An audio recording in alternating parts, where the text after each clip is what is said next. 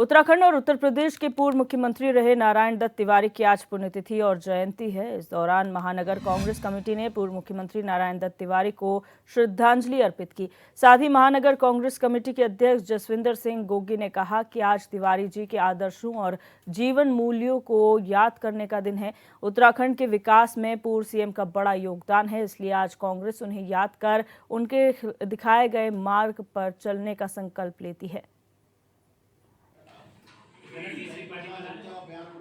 तिवारी जी का जन्म दिवस भी है और पुण्यतिथि भी है। आज उनके जीवन संघर्ष और जीवन मूल्यों को स्मरण करते हुए महानगर कांग्रेस कमेटी और पूरे हमारे वरिष्ठ जो कांग्रेस जन हैं, हम सब लोगों ने श्रद्धांजलि अर्पित करी है।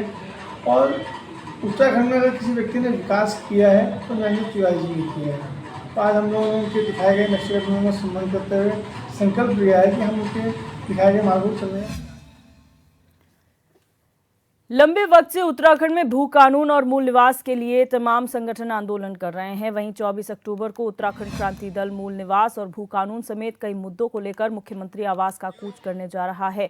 यूकेडी के केंद्रीय कार्यकारी अध्यक्ष एपी जुयाल का कहना है कि गैरसैंण में 80% कार्य पूरा होने के बाद भी मंत्री और अधिकारी गैरसैंण को राजधानी नहीं बनाना चाहते हैं। उन्होंने कहा कि राज्य की जनता पर जबरन यूसीसी को थोपा जा रहा है, जिसकी राज्य को जरूरत ही नहीं है।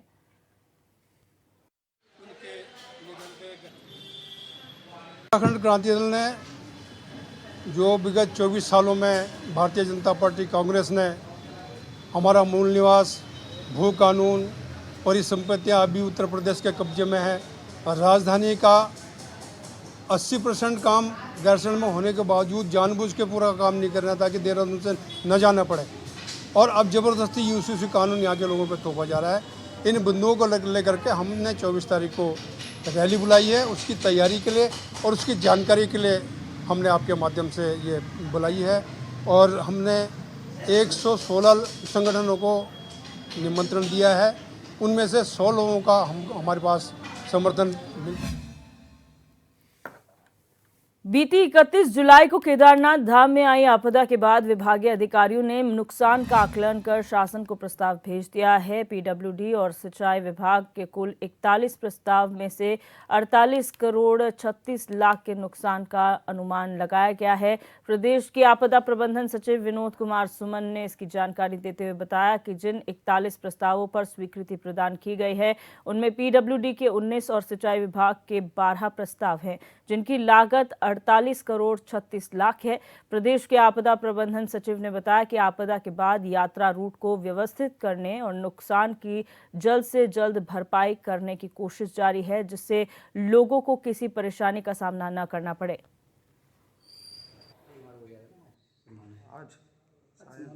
काफी अधिक नुकसान हुआ था, तो नुकसान का आकलन किया गया और नुकसान के आकलन करने के बाद लोक निर्माण विभाग के कुल 29 प्रस्तावों पर जिसकी लागत 19 करोड़ 34 लाख रुपया है और सिंचाई विभाग के 12 प्रस्तावों पर जिनकी लागत 29 करोड़ 1 लाख रुपया है। इस प्रकार से कुल 41 प्रस्ताव हैं जिनकी लागत 48 करोड़ 36 लाख रुपया है, उसको स्वीकृति प्रदान की गई है। और अतिशीघ्र कार्य पूरा करने के निर्देश दिए गए हैं ताकि श्रद्धालुओं को, यात्रियों को किसी प्रकार से कोई असुविधा न हो, जो वहाँ के स्थानीय निवासी हैं उनको कोई दिक्कत न हो। और आपदा ऐतिहासिक एवं धार्मिक शहर ज्योतिर्मठ की सुरक्षा को लेकर सरकार गंभीरता से काम कर रही है। भूधसाव से प्रभावित ज्योतिर्मठ शहर में सुरक्षात्मक कार्यों के लिए डीपीआर तैयार करने का काम लगभग पूरा हो चुका है। आईआईटी रुड़की से डीपीआर का परीक्षण पूरा करने पर जल्द इस पर काम शुरू किया जाएगा। जिलाधिकारी संदीप तिवारी की अध्यक्षता में नगरपालिका सभागार में स्थानीय लोगों के साथ बैठक हुई। जिलाधिकारी ने ज्योतिर्मठ में स्थानीय लोगों को प्रस्तावित कार्यों की जानकारी देते हुए ये बात कही है। उन्होंने बताया कि ज्योतिर्मठ में सीवरेज, ड्रेनेज, स्लोप स्टेबलाइजेशन और नदी किनारे प्रोटेक्शन वॉल निर्माण के कार्य किए जाने हैं। शीघ्र ही इन सभी प्रोजेक्ट्स पर काम शुरू कर दिया जाएगा।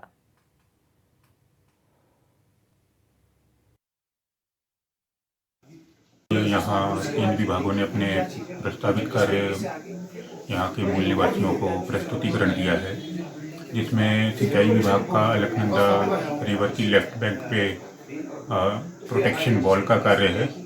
उसके बाद पेयजल निगम के ड्रेनेज और सीवरेज के कार्य है।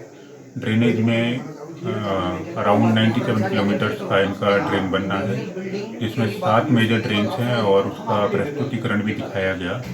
उसके अलावा पीडब्ल्यूडी द्वारा इसकी सॉइल बेयरिंग कैपेसिटी और अन्य जो शेयरिंग फोर्सेस के रिगार्डिंग कार्य किए गए हैं, बोरहोल ड्रिलिंग की है, उसके बारे में पीडब्ल्यूडी ने अवगत कराया और राजस्व विभाग ने जो धनराशि वितरित हुई है। हरिद्वार के डीएम कमेंद्र सिंह ने जिले की 5 बड़ी जमीन की रजिस्ट्रियों का स्थलीय निरीक्षण किया है और उनकी वास्तविक स्थिति का जायजा लिया। निरीक्षण के दौरान तहसील भवनापुर के सिकंदरपुर भैंसवाल में बड़ी गड़बड़ी पाई गई है, जहां रजिस्ट्री के आवेदन में 30 पेड़ दर्ज थे, लेकिन मौके पर 62 पेड़ पाए गए, जिसे लेकर डीएम ने संबंधित अधिकारियों को दोषियों के खिलाफ सख्त कार्रवाई करने के निर्देश दिए हैं।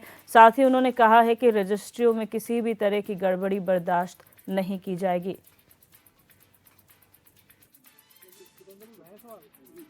जनपद में रजिस्ट्री होती है, उसमें से जो 5 सबसे बड़ी रजिस्ट्री होती है जिलाधिकारी को देखनी होती हैं।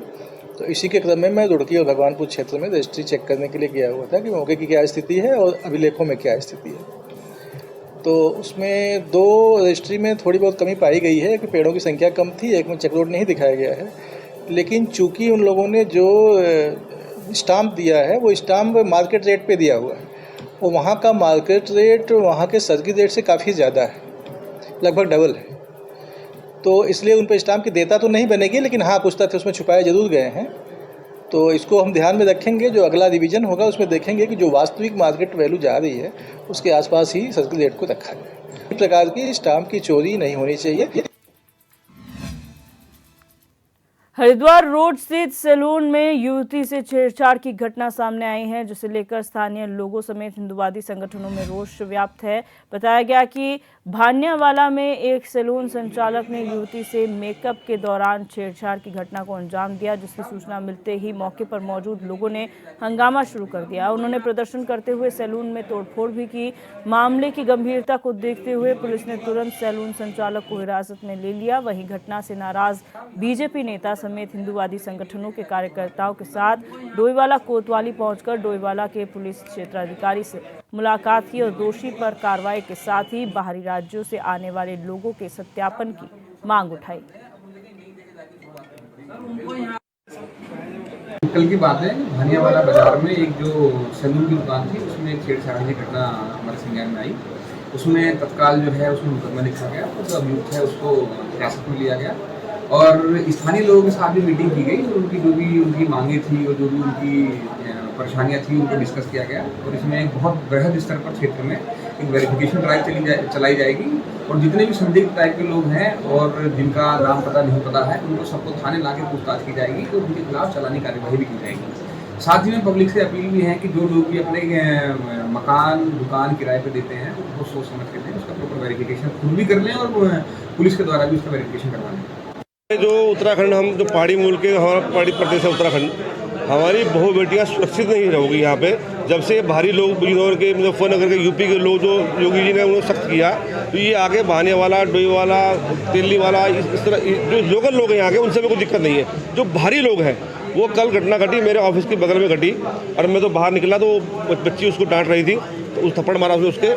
थप्पड़ मारने के बाद मैंने पूछा बेटा, पीटने के बाद फिर पुलिस को फ़ोन किया, पुलिस वहाँ पहुंची तो उनको उठा के यहाँ जेल बंद कर दिया। ये माहौल बिगाड़ने की पूरी कोशिश कर रहे हैं। हमको ये समझना होगा, हमको संदेश आपके माध्यम से संदेश देता हूँ आम आदमी को, आम लोगों को, कि इनको घर में ना रखे, बाहरी लोगों को इनका सत्यापन हो और सत्यापन हो पे इन पर उचित कार्रवाई हो। ये घटना जो हुई बहुत गलत हुई और काफ़ी समय से पूरे देश में लगभग और खासकर हमारे उत्तराखंड में, हमारे उत्तराखंड के बहुत शरीफ लोग हैं और जो बाहर के लोग हैं यहाँ आए हैं, जैसे विशेष समुदाय के हैं, किसी भी समुदाय के हों, और यहाँ के जो गलत हरकतें वो कर रहे हैं। हम लोग तो उनको प्यार से रख रहे हैं लेकिन वो इस चीज़ को समझ नहीं रहे। यूपी से उनको वहाँ से शासन ने उनको थोड़ा सा प्रताड़ित किया। जितने भी वहाँ के मुजरिम हैं वो सारे भाग के यहाँ आ रहे और यहाँ हम जो ये घटना हुई इसके लिए हम उसकी तो निंदा करते हैं बहुत ज़्यादा और दोबारा पुनरावृत्ति ऐसी ना हो, इसलिए हम यहाँ पुलिस प्रशासन के पास आए हैं। ये हमने मांग रखी है इनका सत्यापन करें और जो भारी व्यक्ति उनको बाहर करें। बढ़ते आगे, आईआईटी रुड़की की मेस में खाने में चूहे मिलने को लेकर हंगामा हो गया। बताया गया कि छात्रों ने किचन में कढ़ाई और चावल और अन्य खाद्य सामग्री में चूहे देखे, जिसके बाद उन्होंने मेस कर्मचारियों के खिलाफ जमकर नारेबाजी की और संस्थान की साफ सफाई को लेकर गंभीर सवाल उठाए। वहीं खाने में चूहे मिलने को लेकर 400 से ज्यादा छात्रों को भूखा रहना पड़ा।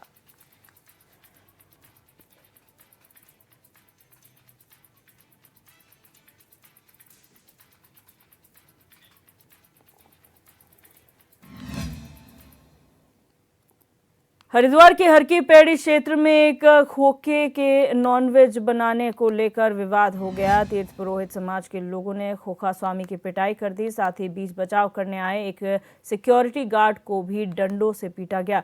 वहीं मौके पर पहुंची पुलिस ने लोगों को शांत कराकर खोखा स्वामी को हिरासत में ले लिया है, जिसके बाद पुलिस एक्ट के तहत आरोपी का चालान काटा गया। फिलहाल पुलिस मामले की जाँच कर रही है।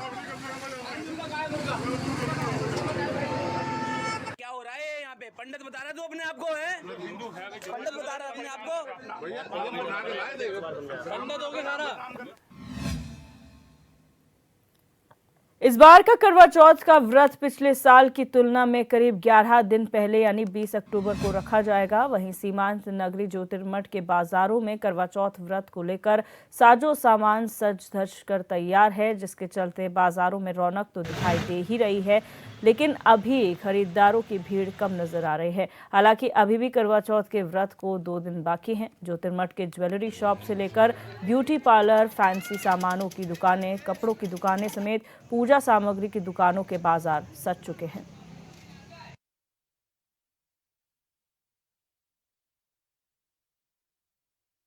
पिछले वर्ष थोड़ा भूदशाओं का जरूर असर रहा है।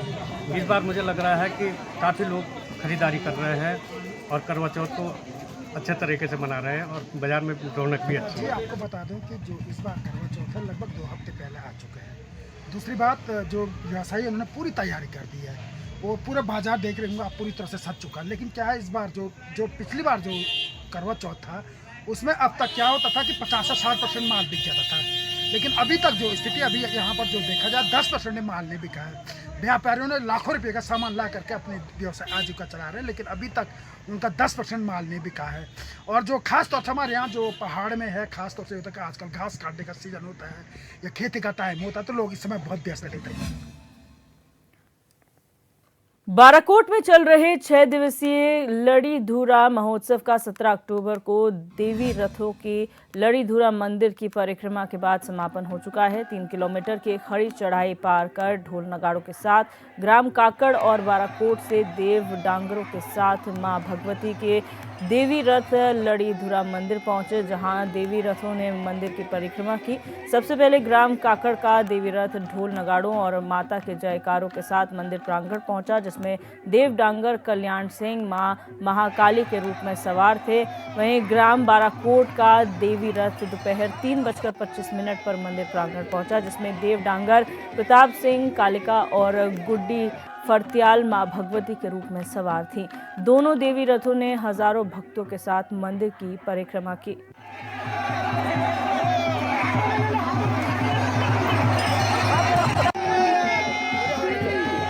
कोट में विगत 6 दिनों से चल रहा लड़ीधुरा महोत्सव आज लड़ीधुरा मंदिर में दिव्य रथों के आगमन के पश्चात समाप्त हो गया है। इसमें काकड़ की तरफ से आने वाला पहला जो रथ है वो 2:40 पर मंदिर में पहुंचा। बाराकोट की तरफ से आने वाला जो दिव्य रथ है वह 3:25 पर मंदिर पर पहुंचा। जिन सभी साथियों ने, युवा साथियों ने, मातृशक्ति ने इस महोत्सव को निर्विवादित और निर्विघ्न रूप से संपन्न कराने में मदद की, मैं उन सब का लड़ीधुरा शैक्षिक एवं सांस्कृतिक मंच की तरफ से धन्यवाद ज्ञापित करता हूँ। पुलिस प्रशासन का, जिनने इस महोत्सव को शांतिपूर्ण रूप से संपन्न करा। चमोली जिले के उच्च हिमालय क्षेत्र में बसे शिव चतुर्थ केदार श्री रुद्रनाथ मंदिर के कपाट 17 अक्टूबर से शीतकाल के लिए बंद हो चुके हैं। कपाट बंद होने के बाद अब मंदिर क्षेत्र से सटे सेंचुरी एरिया की सुरक्षा का जिम्मा केदारनाथ वन्यजीव प्रभाग गोपेश्वर के ऊपर है। टीम इस क्षेत्र में गश्त और लंबी दूरी तक पेट्रोलिंग करेगी और अवैध गतिविधियों पर भी नजर बनाए रखेगी, जिससे इस सेंचुरी एरिया में किसी भी तरह की कोई अवैध गतिविधियां ना हो सकें।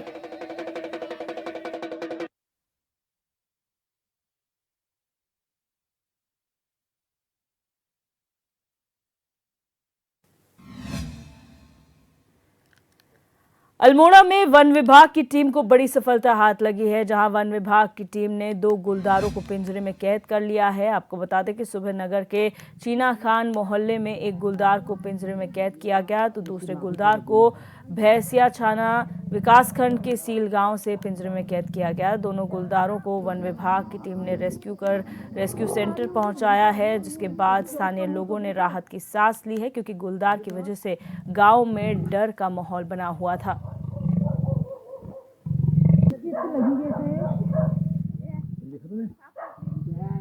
ये एडम्स का जो गेट है उससे नीचे ये मैनेजर का आवास है, उसके नीचे लगा है। यहाँ अक्सर 2 बाघ मिशन कंपाउंड में अक्सर 2 बाघ आते रहते हैं। आज ये एक बाघ पिंजरे में आ गया है और फिर पिंजरा लगाया जाएगा और दूसरे बाघ को भी पकड़ा जाएगा।